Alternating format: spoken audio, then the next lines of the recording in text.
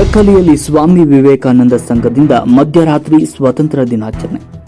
ಗದಗ ಜಿಲ್ಲೆಯ ರೋಣ ತಾಲೂಕಿನ ಜಕ್ಕಲಿ ಗ್ರಾಮದಲ್ಲಿ ಅಖಂಡ ಭಾರತ ಸಂಕಲ್ಪ ದಿನಾಚರಣೆ ಅಂಗವಾಗಿ ಗ್ರಾಮದ ಮಧ್ಯಭಾಗದಲ್ಲಿರುವ ಶ್ರೀ ಭುವನೇಶ್ವರಿ ರಂಗಮಂಟಪದ ಮುಂಭಾಗದಲ್ಲಿ ಸತತವಾಗಿ 13ನೇ ಬಾರಿಗೆ ಸ್ವಾಮಿ ವಿವೇಕಾನಂದ ಯುವಕ ಸಂಘ ಜಕ್ಕಲಿ ವತಿಯಿಂದ ದಿನಾಂಕ 14/8/2025 ಗುರುವಾರ ಸಂಜೆ 5 ಗಂಟೆಯಿಂದ ಸಾಂಸ್ಕೃತಿಕ ಸೇರಿದಂತೆ ಇನ್ನು ಅನೇಕ ಕಾರ್ಯಕ್ರಮಗಳನ್ನು ಮಾಡೋದರೊಂದಿಗೆ ಮಧ್ಯರಾತ್ರಿ 12 ಗಂಟೆಗೆ ರಾಷ್ಟ್ರ ಧ್ವಜಾರೋಹಣ ಕಾರ್ಯಕ್ರಮ ನೆರವೇರಿಸಲಾಯಿತು.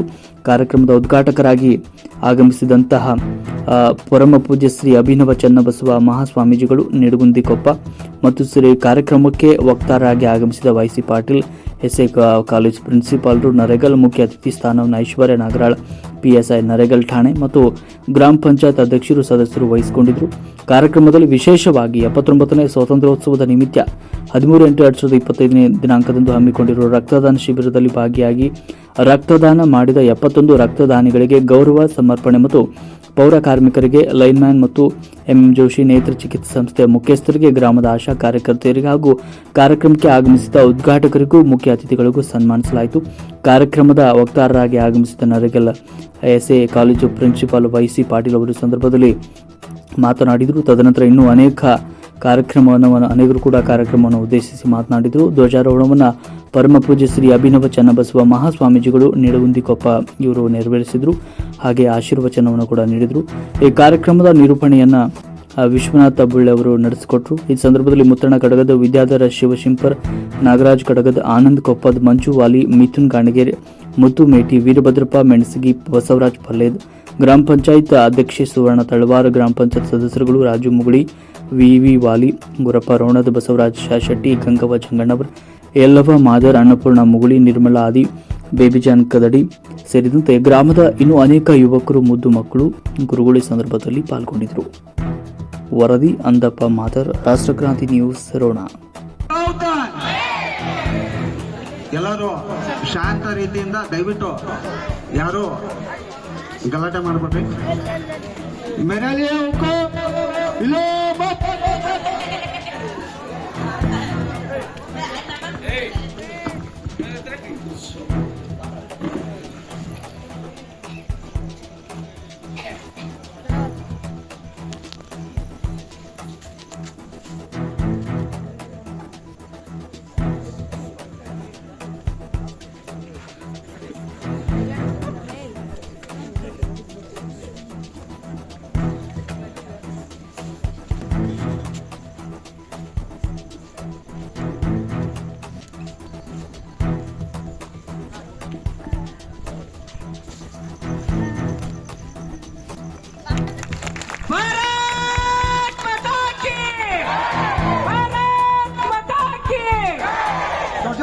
ನಮಸ್ತೆ.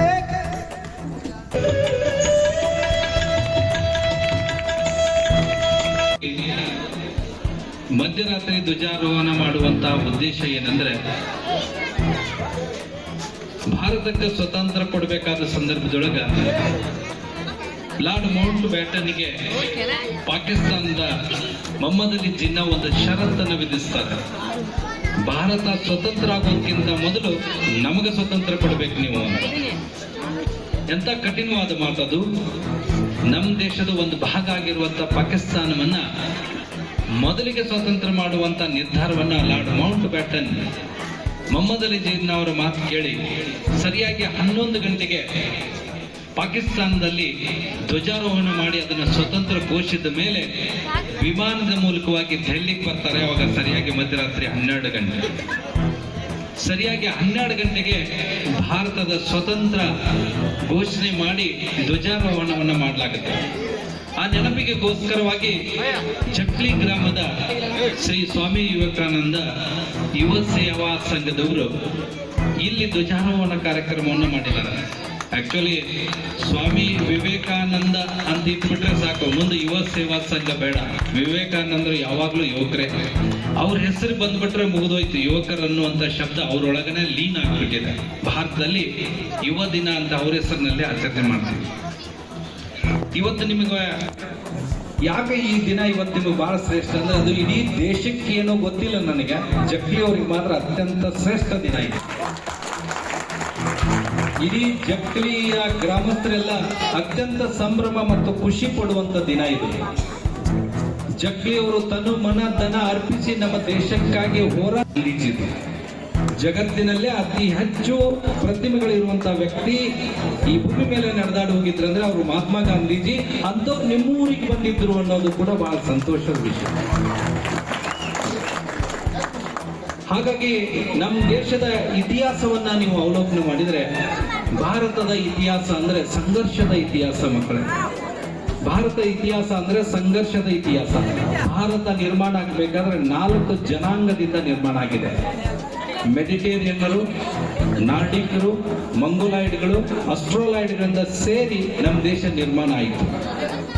ಒಂದು ಮಾತು ನೆನಪಿರ್ಲಿ ನಿಮ್ಗೆ, ಇವತ್ತು ಬಹಳ ಹೆಮ್ಮೆಯಿಂದ ಹೇಳೋದಂದ್ರೆ, ಜಗತ್ತಿನಲ್ಲಿಯೇ ಅತ್ಯಂತ ಹಳೆಯ ನಾಗರಿಕತೆ ಯಾವುದಾದ್ರೂ ಇದ್ರೆ ಅದು ಭಾರತದ ನಾಗರಿಕತೆ. ನಾವು ಭಾರತೀಯರೆಲ್ಲ ಹೆಮ್ಮೆಯಿಂದ ಹೇಳಬೇಕಾಗಿದ್ದು ಅತ್ಯಂತ ಹಳೆಯವಾದಂತ ನಾಗರಿಕತೆಯನ್ನ ಇವತ್ತು ನಮ್ಮ ದೇಶದಲ್ಲಿ ಇಟ್ಕೊಂಡು ಬಂದಿದ್ದೀವಿ. ನಮ್ಮ ದೇಶದ ನಾಗರಿಕತೆಯ ನಂತರ, ನಮ್ಮ ದೇಶದ ಎಲ್ಲಾ ವಿಚಾರಗಳ ನಂತರ ಹುಟ್ಟಿರುವಂತಹ ಇಂಕಾ, ಐಗುಪ್ತ, ಯವನ, ಈಜಿಪ್ಟ್, ಬ್ಯಾಬಿಲೋನಿಯನ್, ಗ್ರೀಸ್, ಅಥೆನ್ಸ್ ಎಲ್ಲ ನಾಗರಿಕತೆಗಳು ನಾಶವಾಗಿದ್ದಾವೆ ಮಕ್ಕಳೇ. ಇವತ್ತು ಜಗತ್ತಿನಲ್ಲಿ ಉಳಿದಿರುವ ಅತ್ಯಂತ ಹಳೆಯದಾದ ನಾಗರಿಕತೆ ಯಾವುದಂದ್ರೆ ಅದು ಭಾರತೀಯ ನಾಗರಿಕತೆ. ಹಾಗಾಗಿ ನಮ್ಮ ಭಾರತೀಯ ನಾಗರಿಕತೆಯನ್ನ ನಾವೆಲ್ಲ ಉಳಿಸಬೇಕಾಗಿದ್ದು ಅತ್ಯಂತ ಜರೂರತ್ನಲ್ಲಿ ಒಂದು. ನಿಮಗೆ ನೆನಪಿಸ್ತೀನಿ ನಾನು, ಅಲೆಕ್ಸಾಂಡರ್ನಿಂದ ಹಿಡಿದು ನಿನ್ನೆ ಮೊನ್ನೆ ನಡೆದಂತ ಪಹಲ್ಗಾಂವ್ ದಾಳಿ ಮೇಲೆ ಹಿಡ್ಕೊಂಡು ನೀವು ಲೆಕ್ಕ ಮಾಡಿದ್ರೆ ಜಗತ್ತಿನಲ್ಲಿ ಅತಿ ಹೆಚ್ಚು ದಾಳಿಗೊಳಗಾದ ಏಕೈಕ ದೇಶ ಯಾವುದು ಅಂದ್ರೆ ಭಾರತ. ಜಗತ್ತಿನಲ್ಲೇ ಅತಿ ಹೆಚ್ಚು ದಾಳಿಗೊಳಗಾದ ದೇಶ ಭಾರತ. ಇನ್ನೊಂದು ಮಾತು ಹೇಳ್ತೀನಿ, ಜಗತ್ತಿನಲ್ಲಿಯೇ ಯಾರ ಮೇಲೇನೂ ದಾಳಿ ಮಾಡದೇ ಇರೋ ಏಕೈಕ ದೇಶ ಭಾರತ. ಅಂತಹ ಸಹಿಷ್ಣುತೆಯನ್ನು ಹೊಂದಿರುವಂತಹ ದೇಶದ ಪ್ರಜೆಗಳಾದಂತ ನಾವು ಈ ಸ್ವಾತಂತ್ರ್ಯವನ್ನ ದೊರಕಿಸಿಕೊಟ್ಟಂತಹ ಮಹನೀಯರನ್ನ ನಾವು ಸ್ಮರಿಸಲಿಲ್ಲ ಅಂತಂದ್ರೆ ನಮಗೆಲ್ಲ ದೇವರು ಕೂಡ ಯಾವತ್ತೂ ಕ್ಷಮಿಸಲಾರ. ಕಾರಣ ಏನಂದ್ರೆ, ನಮ್ಮ ದೇಶದ ಮೇಲೆ ಅದೆಷ್ಟೋ ದಾಳಿಗಳಾಗಿ ಹೋದ್ವು. ಗಜನಿ ಮಾಡಿದ, ಗೋರಿ ಮಾಡಿದ, ಕುಶಾನರು, ಹೂಣರು, ತುರ್ಕರು, ಪೋರ್ಚುಗೀಸರು, ಮೊಘಲರು ಎಲ್ಲರೂ ಕೂಡ ನಮ್ಮ ದೇಶದ ಮೇಲೆ ದಾಳಿ ಮಾಡಿದ್ರು. ಎಲ್ಲರೂ ನಮ್ಮನ್ನ ಆಳಿದ್ರು. ಕೊನೆಗೆ ಗೊತ್ತಾಯ್ತು, ಭಾರತೀಯರು ತಮ್ಮ ನಾಗರಿಕತೆಯನ್ನ ಬಿಟ್ಟುಕೊಡೋದಿಲ್ಲ, ಭಾರತೀಯತೆಯನ್ನ ಬಿಟ್ಟುಕೊಡೋದಿಲ್ಲ ಅನ್ನೋದು ಪೂರ್ಣ ಅರ್ಥ ಆದ ಮೇಲೆ ಪ್ರತಿಯೊಬ್ಬರು ಬಂದ್ರು ಹೋದ್ರು. ಆದ್ರೆ ನಮ್ಮ ದೇಶದವ್ರನ್ನ ನಮ್ಮಲ್ಲೇ ಬಿಟ್ಟರು, ನಮ್ಮಲ್ಲಿಯೇ ಜಗಳ ಹಚ್ಚಿದ್ರು. ಆದ್ರೂ ನಮ್ಮ ದೇಶ ಸತ್ತಿಲ್ಲ, ಇನ್ನೂ ಕೂಡ ಬದುಕಿದೆ. ಇಡೀ ಜಗತ್ತಿನಲ್ಲಿ ಅತಿ ಹೆಚ್ಚು ಜನಸಂಖ್ಯೆ ಹೊಂದಿರುವ, ಜಗತ್ತಿನಲ್ಲಿ ಅತಿ ಹೆಚ್ಚು ಧರ್ಮ ಹೊಂದಿರುವ, ಜಗತ್ತಿನಲ್ಲಿ ಅತಿ ಹೆಚ್ಚು ಜಾತಿ, 10,000ಕ್ಕಿಂತ ಹೆಚ್ಚು ಜಾತಿ ಜನರು ಒಂದೇ ಕಡೆ ಇರುವಂತಹ ದೇಶ ಯಾವುದಾದ್ರೂ ಇದ್ರೆ ಅದು ಭಾರತ ಮಾತ್ರ. ನಾವೆಲ್ಲರೂ ಈಗ ಸೇರಿದ್ದೀವಿ, ಆಟ ಆಡ್ತೀವಿ, ಕಬಡ್ಡಿ ಆಡ್ತೀವಿ. ಕಬಡ್ಡಿ ರೂಲ್ಸ್ ನಲ್ಲಿ ನಾವು ಸೆಂಟ್ರಲ್ ಲೈನ್ ಮುಟ್ಟಿ ದಾಳಿ ಮಾಡಬೇಕಾದ್ರೆ ನೆಲನ ನಮಸ್ಕಾರ ಮಾಡಿ ಹೋಗ್ತೀವಿ ನಾವು. ಕಬಡ್ಡಿ ಆಟದಲ್ಲಿ ಅದು ರೂಲ್ಸ್ ಇಲ್ಲ, ಆದ್ರೂ ಕಬಡ್ಡಿ ಆಡ್ಬೇಕಾದ್ರೆ ನೆಲ ಮುಟ್ಟಿ ನಮಸ್ಕಾರ ಮಾಡಿ ಹೋಗ್ತೀವಿ. ಕಾರಣ ಏನಂದ್ರೆ ಅದು ನಮ್ಮವು ಕೊಟ್ಟ ಸಂಸ್ಕೃತಿ, ಅದು ನನ್ನ ನೆಲ ಇದು, ಅದಕ್ಕೆ ನಮಸ್ಕಾರ ಮಾಡ್ತೀನಿ. ನಾನು ಮನೆ ಕಟ್ಟಿಸ್ತೀನಿ ಅಂದ್ರೆ ಭೂಮಿ ಪೂಜೆ ಮಾಡ್ತೀನಿ, ನಾವು ಹೊಲಕ್ಕೆ ಬೀಜ ಹಾಕ್ತೀನಿ ಅಂದ್ರೆ ಭೂಮಿ ತಾಯಿ ಪೂಜೆ ಮಾಡ್ತೀನಿ. ಅದು ಯಾವುದು ಅಂದ್ರೆ ಭಾರತೀಯ ನಾಗರಿಕತೆ. ಅದು ಭೂಮಿ ಅಂದ್ರೆ ನಮ್ಮ ತಾಯಿ ಅಂತ ತಿಳ್ಕೊಂಡಿದ್ದೀವಿ. ಅಂತ ತಾಯಿಯ ಮಕ್ಕಳಾದಂತ ನಾವು, ಭಾರತೀಯರಾಗಿ ಇಡೀ ಜಗತ್ತನ್ನೇ ಬೆಳಬೇಕಾದಂತ ನಾವು, ಎಲ್ಲ ದಾಳಿಗಳನ್ನ ಸಹಿಸಿಕೊಂಡವ್ರು ನಾವು, ಜಗತ್ತಿನ ಎಲ್ಲ ಜ್ಞಾನವನ್ನು ನಮ್ಮಲ್ಲಿ ಇಟ್ಕೊಂಡಂತವ್ರು ನಾವು, ಮುಂದೊಂದು ದಿನ ಈ ಜಗತ್ತನ್ನ ಆಳೋದು ಭಾರತ ಮಾತ್ರ. ಭಾರತ ಅನ್ನುವಂಥ ಶಬ್ದದಲ್ಲಿ ಭಾರತ ಅಂದ್ರೆ ಬೆಳಕನ್ನ ಆರಾಧಿಸುವವರ ನಾಡು, ಭಾರತ ಅಂದ್ರೆ ಜ್ಞಾನ ಸಂಗ್ರಾಹಕರ ನಾಡು. ಭಾರತ ಅನ್ನುವಂತಹ ದೇಶವನ್ನ ಇಂಡಿಯಾ ಅಂತ ಕರೆದವನು ಅಲೆಕ್ಸಾಂಡರ್ ಸಿಂಧು ನದಿ ನೋಡ್ದ. ಸಿಂಧು ಅಂದ್ರೆ ಪವಿತ್ರ ಅಂತ ಅರ್ಥ, ನದಿ ಹೆಸರೇ ಪವಿತ್ರ. ಇವತ್ತು ಸಿಂಧು ನದಿ ಪಾಕಿಸ್ತಾನದಲ್ಲಿ ಹರಿತಿದೆ. ಮೊನ್ನೆ ಪಹಲ್ಗಾಂವ್ ದಾಳಿ ಆದ್ಮೇಲೆ ನಮ್ಮ ದೇಶದ ಸರ್ಕಾರ ಏನ್ ಮಾಡ್ತು ಅಂದ್ರೆ, ನಾವು ಸಿಂಧು ನದಿ ನೀರನ್ನ ಬಿಡಲ್ಲ ಅಂತ ಹೇಳ್ತು. ಯಾವಾಗ ನೀರ್ ಬಿಡಲ್ಲ ಅಂದ್ರೆ ಇಡೀ ಪಾಕಿಸ್ತಾನ ಒದ್ದಾಡ್ತಿದೆ. ನನ್ನ ಹತ್ರ ಕ್ಷಿಪಣಿ ಇದೆ, ನನ್ನ ಹತ್ರ ನ್ಯೂಕ್ಲಿಯರ್ ಬಾಂಬ್ ಇದೆ, ಭಾರತಕ್ಕೆ ಹಾಕ್ಬಿಡ್ತೀನಿ ಅಂತ ಹೇಳುತ್ತೆ.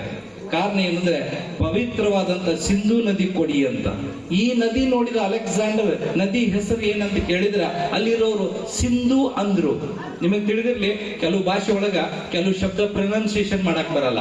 ಎಕ್ಸಾಂಪಲ್, ಪಶ್ಚಿಮ ಬಂಗಾಳದವರಿಗೆ ವಿ ಅನ್ನಕ್ ಬರಂಗಿಲ್ಲ, ಅವ್ರಿಗೆ ಪಿ ಅಂತಾರ. ನೀವು ರವೀಂದ್ರನ ಅಂತಂದ್ರೆ ಅವ್ರು ರವೀಂದ್ರ ಅಂತಾರ. ಹಾಗೇನೆ ಅಲ್ಲಿ ಗ್ರೀಸ್ ದೇಶದವರಿಗೆ ಅಲೆಕ್ಸಾಂಡರ್ಗೆ ಸಿಂಧು ಅನ್ನಕ್ ಬರಲ್ಲ, ಸಿ ಅನ್ನಲ್ಲ, ಅವರು ಇ ಅಂತಾರ. ಇಂಡು, ಇಂಡಸ್, ಇಂಡಿಯಾ ಆಗ್ಬಿಡ್ತಾರೆ. ಇವತ್ತು ನೀವು ಐ ಲವ್ ಇಂಡಿಯಾ ಅಂತೀರಿ, ಅದರಲ್ಲಿ ಮಜಾ ಇಲ್ಲ. ಅದನ್ನೇ ಹೇಳ್ರಿ, ನಾನು ಭಾರತವನ್ನು ಪ್ರೀತಿಸುತ್ತೇನೆ, ನಾನು ಭಾರತವನ್ನು ಪ್ರೀತಿಸ್ತೇನೆ ಅನ್ನೋದ್ರಲ್ಲಿ ಅದರಲ್ಲಿ ಶಕ್ತಿ ಇದೆ. ಭಾರತ ಅಂದ್ರೆ ಬೆಳಕನ್ನು ಆರಾಧಿಸುವ ನಾಡು. ನಾವೆಲ್ಲ ದೀಪಾವಳಿ ಆಚರಿಸುವಂತಹ ದೇಶದವರು, ಈ ಜಗತ್ತಿಗೆ ಬೆಳಕನ್ನು ಕೊಡುವಂತ ದೇಶದವರು. ಜಗತ್ತಿಗೆ ಬೇರೆ ಬೇರೆ ಧರ್ಮಗಳೆಲ್ಲ ನಮ್ಮ ದೇಶದಲ್ಲಿ ಅಧ್ಯಯನ ಮಾಡಿದ್ವಿ. ನಮ್ಮ ದೇಶಗಳಲ್ಲಿ ನಳಂದ ವಿಶ್ವವಿದ್ಯಾಲಯದಲ್ಲಿ ಜಗತ್ತಿನ ಎಲ್ಲ ಧರ್ಮಗಳನ್ನ ಅಧ್ಯಯನ ಮಾಡಿದ್ವಿ. ಖಗೋಳ ಶಾಸ್ತ್ರವನ್ನ ಅಧ್ಯಯನ ಮಾಡಿದ್ವಿ, ಗಣಿತ ಶಾಸ್ತ್ರವನ್ನ ಅಧ್ಯಯನ ಮಾಡಿದ್ವಿ, ಚರಕನ್ನ ಕೊಟ್ವಿ, ಭಾಸ್ಕರನ್ನ ಕೊಟ್ವಿ, ಆರ್ಯಭಟನನ್ನ ಕೊಟ್ವಿ. ಅನೇಕ ವಿಚಾರಗಳಲ್ಲಿ, ಜಗತ್ತಿನಲ್ಲಿ ಎಲ್ಲಾ ವಿಚಾರಗಳಲ್ಲಿಯೂ ಭಾರತ ಮುಂದಿತ್ತು. ಯಾವಾಗ ನಳಂದ ವಿಶ್ವವಿದ್ಯಾಲಯದಲ್ಲಿ ಮುಕ್ತಿಯಾರ್ ನಕ್ವಿ 18 ಜನ ಮತಾಂಧರನ್ನ ತಗೊಂಡು ಬಂದು ನಳಂದ ವಿಶ್ವವಿದ್ಯಾಲಯದ ಮೇಲೆ ಅಟ್ಯಾಕ್ ಮಾಡ್ತಾನೆ. 18 ಜನ ನಳಂದ ವಿಶ್ವವಿದ್ಯಾಲಯದ ಮೇಲೆ ಅಟ್ಯಾಕ್ ಮಾಡಿದ್ರೆ ಅದರಲ್ಲಿ 10,000 ವಿದ್ಯಾರ್ಥಿಗಳು ಜ್ಞಾನ ಪಿಪಾಸುಗಳು, ಅವರ ಕೈಯಲ್ಲಿ ಪುಸ್ತಕ ಇದೆ. ಬಂದಂತ 18 ಜನರ ಕೈಯಲ್ಲಿ ಕತ್ತಿ ಇದೆ. ಈ ಕತ್ತಿ ಹಿಡಿದಂತ ಜನ 10,000 ಜನರ ಮಕ್ಕಳನ್ನೆಲ್ಲ ತುಂಡರಿಸ ಮುಂದೆ ಹೋಗ್ತಾರೆ. 1,000 ಪ್ರಾಧ್ಯಾಪಕರು ಓಡಿ ಹೋಗ್ತಾರೆ. ಆ ಇಡೀ ಒಂದು ವಿಶ್ವವಿದ್ಯಾಲಯವನ್ನ ಲೂಟಿ ಮಾಡಲಾಗತ್ತೆ. ಕೊನೆಗೆ ಆ ವಿಶ್ವವಿದ್ಯಾಲಯದ ಲೈಬ್ರರಿಗೆ ಬಂಧುಗಳೇ ಬೆಂಕಿ ಹಚ್ಚಲಾಗತ್ತೆ. ಆ ಒಂದು ಬೆಂಕಿ ಸುಮಾರು 7 ತಿಂಗಳ ಕಾಲ ಆ ಇಡೀ ಲೈಬ್ರರಿಯನ್ನೇ ಸುಟ್ಟು ಬೂದಿ ಮಾಡಿತು. ಅವತ್ತಿಗೆ ನಮ್ಮ ದೇಶ 100 ವರ್ಷ ಹಿಂದೆ ಬಿತ್ತು. ಅಕಸ್ಮಾತ್ ಅದು ಲೈಬ್ರರಿ ಏನಾದ್ರೂ ಇದ್ದಿದ್ರೆ ಇವತ್ತು ಜಗತ್ತಿನಲ್ಲೇ ಅಮೆರಿಕ ಶ್ರೀಮಂತ ಇರ್ತಿದ್ದಿಲ್ಲ, ಇವತ್ತು ಭಾರತ ಶ್ರೀಮಂತ ಇರ್ತಿತ್ತು ಬಂಧುಗಳೇ.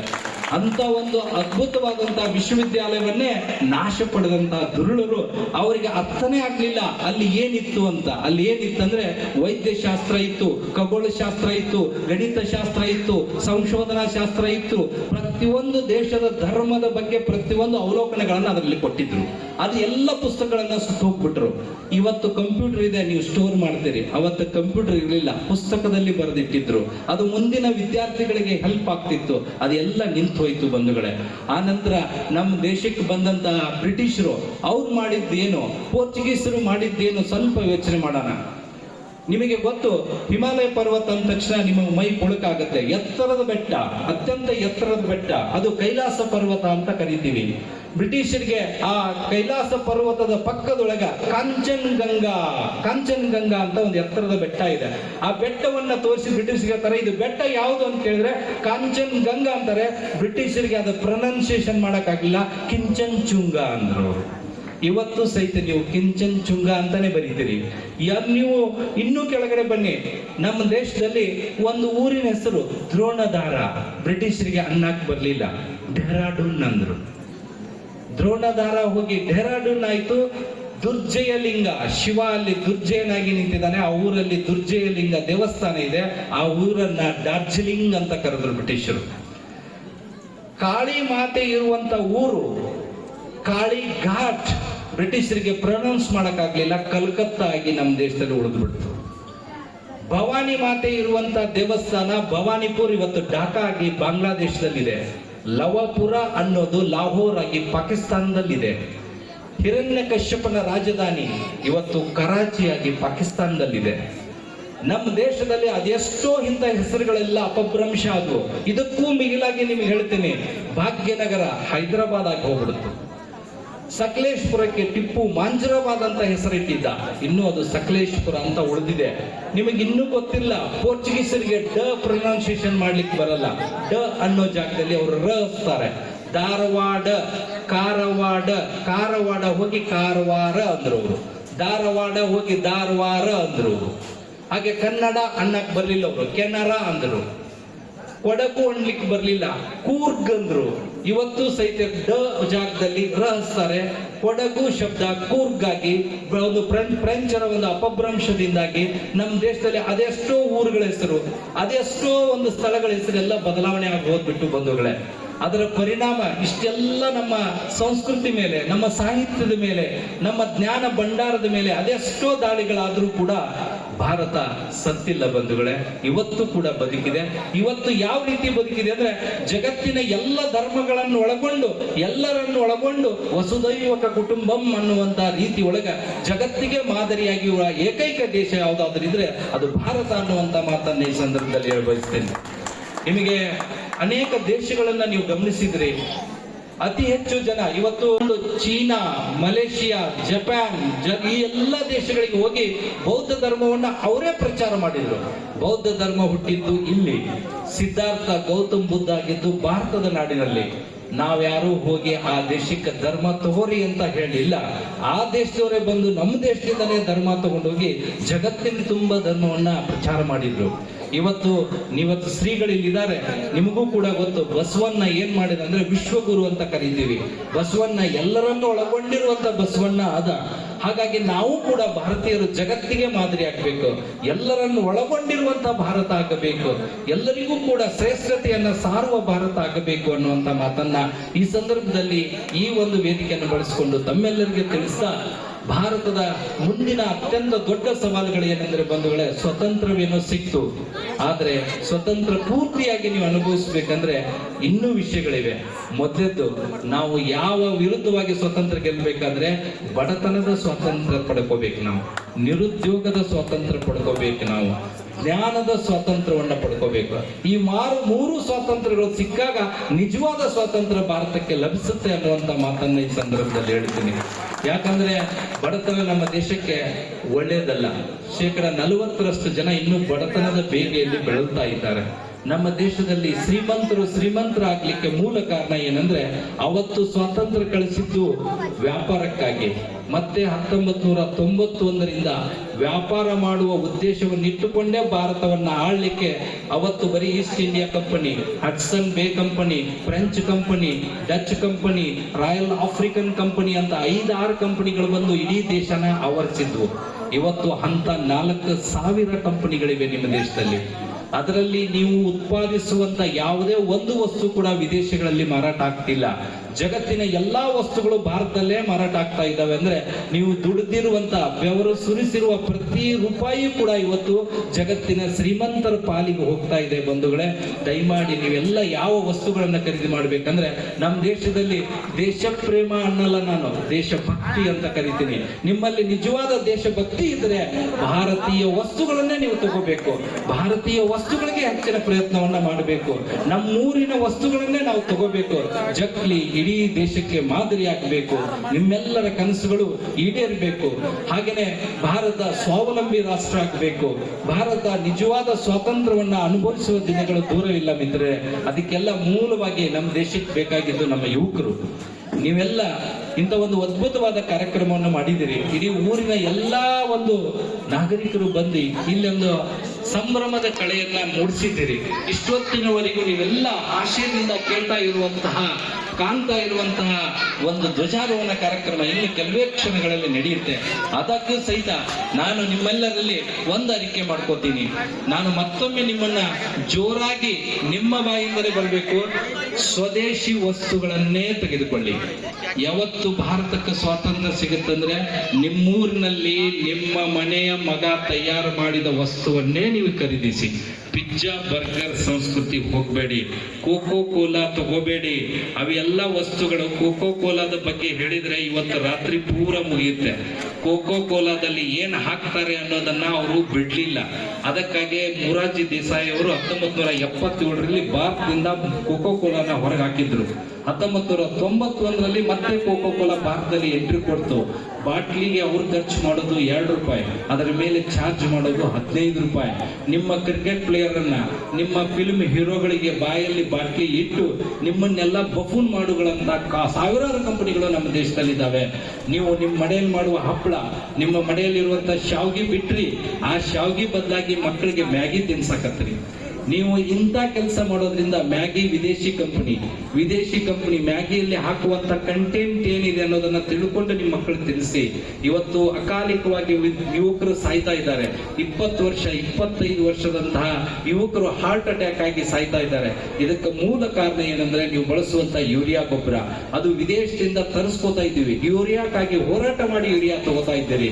ಆದ್ರೆ ಆ ಯೂರಿಯಾ ಹಾಕಿದ್ರಿಂದ ನಿಮ್ಮ ಮಣ್ಣಿನಲ್ಲಿ ಯೂರಿಯಾಗಳು ಸೇರ್ತಾ ಇದೆ. ಪ್ರತಿದಿನ ನಿಮ್ಮ ಮಣ್ಣು ಸಾಯ್ತಾ ಇದೆ. ನೀವು ತಿಂತಾ ಇರುವಂತ ಅನ್ನ ವಿಷ ಇದೆ.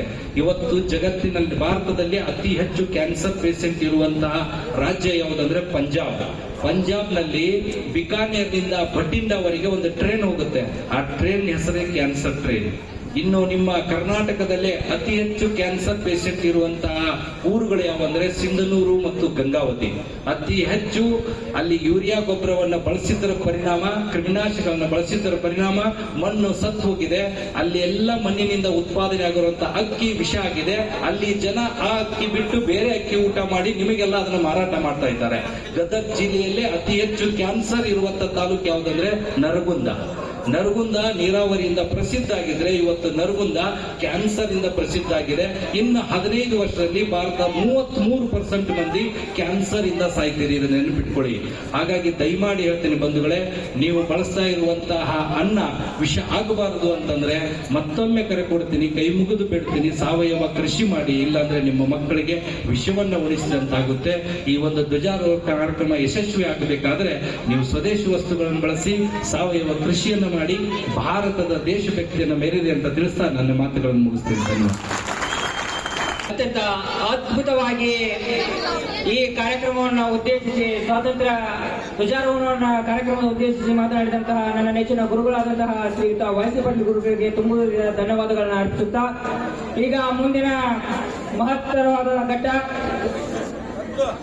ಅದೇ ರೀತಿಯಾಗಿ ಈ ಕಾರ್ಯಕ್ರಮದ ವಿಶೇಷ ಅತಿಥಿಗಳಾಗಿ ಈ ಸ್ವತಂತ್ರ ದಿನಾಚರಣೆ ಶುಭಾಶಯಗಳನ್ನು ಕೋರುತ್ತಾ, ಈಗ ನನಗೇನು ಮಾತಾಡಕ ಪ್ರಿನ್ಸಿಪಲ್ ಸಾಹೇಬ್ರು ವಿಷಯ ಇಲ್ಲ, ಎಲ್ಲ ಮಾತಾಡ್ಬಿಟ್ಟಾರ. ಏನಿಲ್ಲ, ನನಗ ಜಕ್ಲಿ ಒಳಗ ನಾನು ಸ್ವತಂತ್ರ ದಿನಾಚರಣೆ ಆಚರಿಸ್ಕೊಳ್ತೀನಿ ಅಂದ್ರೆ ನನಗೊಂದು ಭಾಗ್ಯದ ಕೆಲಸ ಇದು. ನನ್ನ ಲೈಫ್ ಒಳಗ ಇದು ಇನ್ನೊಂದ್ಸಲ ಮರ್ಕಳಿಸುತ್ತೋ ಇಲ್ಲ ಗೊತ್ತಿಲ್ಲ. ಈ ವರ್ಷದ ಏನೋ ನನ್ನ ಲೈಫ್ ಒಳಗ ನಾ ಇದು ಮರೆಯಂಗಿಲ್ಲ ಮತ್ತ. ಯಾಕಂದ್ರೆ ಇಡೀ ಜಗತ್ತಿಗೆ ಗೊತ್ತೈತಿ ಜಕ್ಲಿ ಅನ್ನೋದು ಯಾವ್ದು, ಇಲ್ಲಿ ಏನಾಗೈತಿ, ನಮ್ಮ ಭಾರತಕ್ಕೆ ಏನ್ ಕೊಡುಗೆ ಕೊಟ್ಟಿರಿ ನೀವು ಅನ್ನೋದು. ಇಂಥ ದೊಡ್ಡ ಊರೊಳಗೆ ನಾನು ಹೋಗ್ಬೇಕು, ನಿಮ್ಮ ದಿನಾಚರಣೆ ಪಾಲ್ಗೊಂಡಿನ ಅಂದ್ರೆ ಇದು ನನ್ನ ಅದೃಷ್ಟ ಅಂತ ಹೇಳ್ಬೋದು. ಆಮೇಲೆ ನಾ ಅದೇ ಹೇಳಿದ್ನಲ್ಲ, ಸಾಹೇಬ್ರೇನು ವಿಷಯ ಇಲ್ಲ ನಮ್ಗೆ ಮಾತಾಡಕ. ನಾವು ಏನೋ ನಾನು ತಲೆಗೆ ಏನೋ ಇಟ್ಕೊಂಡ್ ಬಂದಿದ್ದೆ, ಒಂದೆರಡು ಏನಾದ್ರು ಮಾತಾಡಮಪ್ಪ ಗಾಂಧೀಜಿ ಬಗ್ಗೆ, ಸುಭಾಷ್ ಚಂದ್ರ ಬೋಸ್ ಬಗ್ಗೆ, ಅವ್ರ ಬಗ್ಗೆ ಇವ್ರ ಬಗ್ಗೆ ಅನ್ಕೊಂಡಿದ್ದೆ. ಏನೋ ಉಳಿಸೇ ಇಲ್ಲ. ಅವರು ಸಿಂಧು ನಾಗರಿಕತೆ ಹಿಡ್ಕೊಂಡು ಇಲ್ತಾನು ಎಲ್ಲ ಮಾತಾಡ್ಬಿಟ್ರು.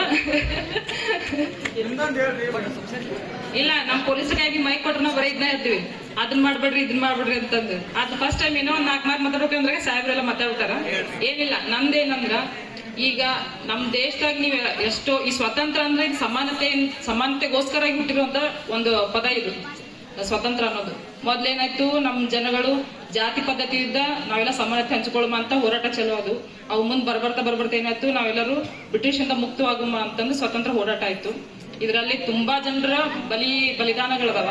ಈ ನಾವೇನ್ ವರ್ಡ್ ಸ್ವತಂತ್ರ ಅಂತ ಈಗ ಎಷ್ಟ್ ಚಂದ ಆಚರಿಸ್ತೀವಿ, ಇದಕ್ಕೆ ಎಷ್ಟೋ ಮಂದಿಗಳು ಪ್ರಾಣವನ್ನು ತಮ್ಮ ಪ್ರಾಣ ಮುಡಿಪಾಗಿಟ್ಟಾರ. ಇದು ಏನಂತ ನಮ್ಗ ಫುಲ್ ಫ್ಲೆಡ್ ಹಣ್ಣು ಸಿಕ್ಕೈತಿ ನಮ್ಗ ತಿನ್ನಾಕ. ಬಟ್ ಈ ಹಣ್ಣಿಗೋಸ್ಕರ ಎಷ್ಟು ಮಂದಿ ಬೆವರು ಸುರ್ಸ್ಯಾರ, ಎಷ್ಟು ಪ್ರಾಣಗಳು ಹೋಗಿ ಅನ್ನೋದು ಅದು ಓದಿದಾಗ ನಿಮ್ಗೆ ತಿಳ್ಕೊಂಡಾಗ ನಿಮ್ಗೆ ಒಂದು ರುಚಿ ಇಳಿಸುತ್ತದೆಲ್ಲ. ಸೊ ಇಷ್ಟು ದೊಡ್ಡ ಒಂದು ಕೊಡುಗೆಯನ್ನು ನಮ್ಗೆ ಕೊಟ್ಟಾರ, ಅವ್ರು ದೊಡ್ಡ ಕನಸನ್ನು ನಮ್ಮ ಮುಂದೆ ಇಟ್ಟಾರ. ಈ ಭಾರತವನ್ನು ಇನ್ನೂ ಸ್ವಲ್ಪ ಮುಂದೆ ಒಳ್ಳೆ ಅಭಿವೃದ್ಧಿ ಕೆಲಸಗಳನ್ನ ಮಾಡ್ಕೊತ ಮುಂದುವರ್ಸುಮ ಅಂತ ಹೇಳ್ತಾ ನಾನು 2 ಮಾತು ಮುಗಿಸ್ತೇನೆ. ಧನ್ಯವಾದ. ಕೊನೆಯದಲ್ಲಿ ಕಾರ್ಯಕ್ರಮದ ಅಧ್ಯಕ್ಷತೆಯನ್ನು ವಹಿಸಿರುವಂತಹ ನಮ್ಮ ಸಂಘದ ಈ ಪೂರ್ವದ ಅಧ್ಯಕ್ಷರು ಆಗಿರುವಂತಹ ಯುವ ಮುಖಂಡರಾಗಿರುವಂತಹ ರಾಜು ಮುಗುಳಿ ಅವರಿಂದ ಕೊನೆಯದಾಗಿ 1-2 ಮಾತು. ವೇದಿಕೆ ಮೇಲೆ ದಿವ್ಯ ಸಾನ್ನಿಧ್ಯವನ್ನು ವಹಿಸಿದಂಥ ಮಣಿಪುರ ನಿಡಗುತ್ತಿಕೊಪ್ಪದ ಚನ್ನಬಸವೇಶ್ವರ ಮಹಾಸ್ವಾಮಿಗಳಿಗೆ ದೀರ್ಘದಂಡ ನಮಸ್ಕಾರ ತಿಳಿಸುತ್ತಾ, ಹಾಗೂ ನಮ್ಮ ಮುಖ್ಯ ಅತಿಥಿಗಳಾಗಿ ಆಗಮಿಸಿದಂಥ ಹಾಗೂ ನನ್ನ ಪ್ರೀತಿಯ ಗುರುಗಳು, ನಮಗೂ ಸಹ ಅವರು ಗುರುಗಳಾಗಿ ಕಾರ್ಯನಿರ್ವಹಿಸಿದರೆ ಅವರಿಗೂ ಕೂಡ ಈ ಒಂದು ಕಾರ್ಯಕ್ರಮಕ್ಕೆ